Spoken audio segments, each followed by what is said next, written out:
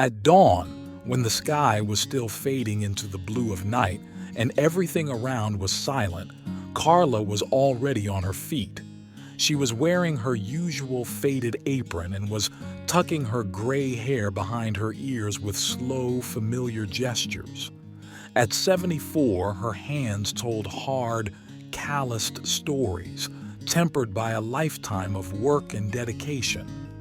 Since her husband Giulio had passed away, the house had become too quiet, but every object spoke of him. The chair always creaked in the same way, and the old grandfather clock continued to mark time, as if waiting for an impossible return. The only thing that still lit up Rosa's heart was thinking about her son Davide. He lived in the city, had made a career and built a life far from the village and from her.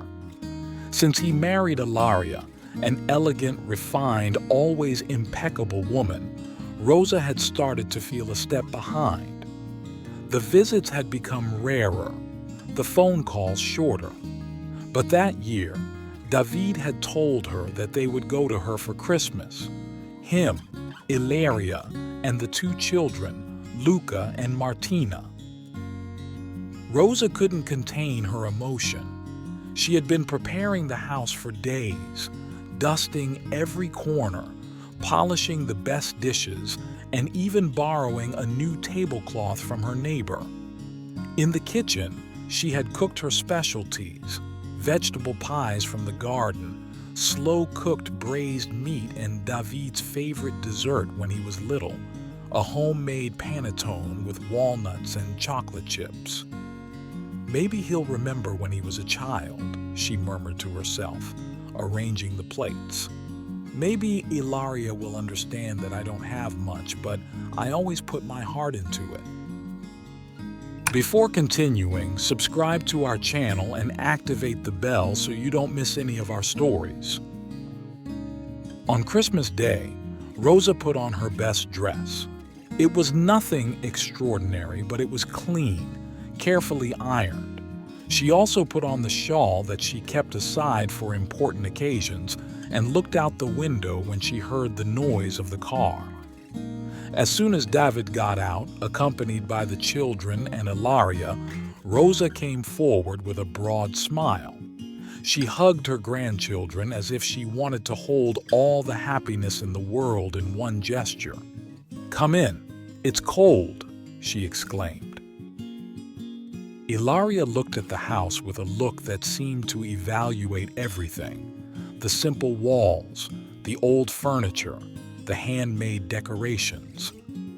Davide leaned over and kissed his mother on the cheek. "Hi, Mom." The table was carefully set. The lit candles created a warm light. Rosa, her hands shaking slightly, began to serve the first course. "Here, vegetable and rice meatballs. You preferred them when you were little," she said, smiling at Davide. Ilaria looked at the plate and moved it gently. "Oh, thank you, but I don't eat fried food. I follow a very strict diet." Then she went back to staring at the phone screen. Rosa pretended nothing had happened, but inside she felt a pang. She tried another plate. "Meat jelly made with chicken from my own chicken coop. It's light." "I prefer to avoid meat," Ilaria replied, almost absent-mindedly. Davide tried to play it down. "Mom, don't worry. You know how it is. In the city, we eat differently." Luca and Martina, the two children, had in the meantime lost themselves in the rooms of the house. Martina found an old doll and picked it up with wonder. Luca approached a dusty box on the piece of furniture. "Grandma, what's in here?" he asked curiously. "That's the box with the Christmas decorations," Rosa replied, her eyes lighting up. "I made them all with my own hands, together with Grandpa."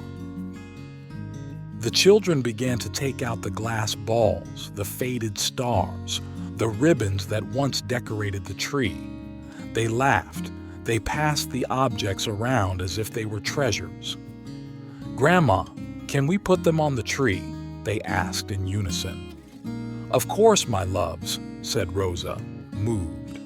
And so, while Rosa was still trying to serve something that her daughter-in-law might like, the children laughed, forgetting about the tablets and the cardboards.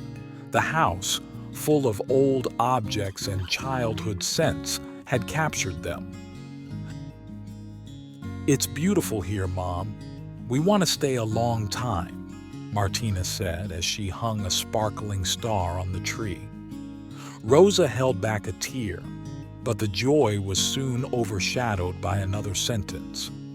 "I prefer not to eat such heavy sweets," Ilaria commented, seeing the panettone.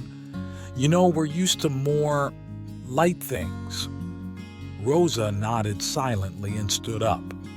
"Excuse me, I have to fix something in the kitchen." In the kitchen, sitting on a chair, she put her head in her hands.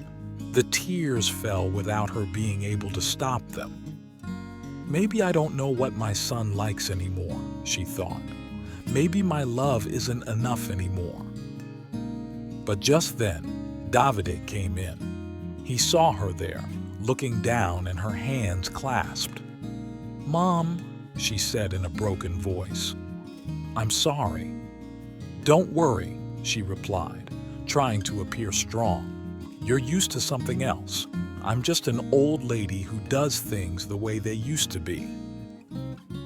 Davide knelt down beside her. "No, Mom, I'm the one who forgot how much value all of this has, how much love is in here." They returned to the living room, where the children had turned on a small string of lights they had found at the bottom of the box. David began to talk about Christmas, about when he was a child, about the evenings with the fireplace lit, about his father's laughter and the taste of hot chocolate. The children listened with their mouths open. "Dad, tell us more about when you were little," they asked, continuing to have fun with the decorations.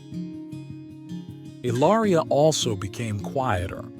Then she took a piece of panettone out of hunger and tasted it. She turned to Rosa. "It's very good." You can see that she put her heart into it. Those words, perhaps said with embarrassment, were enough. Rosa didn't ask for anything else.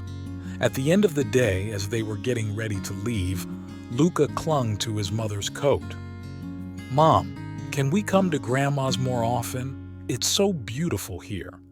David smiled. Ilaria nodded, sincerely this time. "Of course, love," she replied. Before getting into the car, Davide hugged his mother like he hadn't done in years. "Thank you, Mom, for everything. You're the best." When the car disappeared into the evening, Rosa remained in the doorway with her shawl wrapped tightly around her shoulders. Her hands still smelled of warm bread, but in her heart she felt something much more precious, the warmth of her family. She looked up at the sky, full of stars, and whispered, "Thank you. This was the best Christmas." Did you like this story? Leave a comment below. Thanks for watching the video till the end, and see you next story.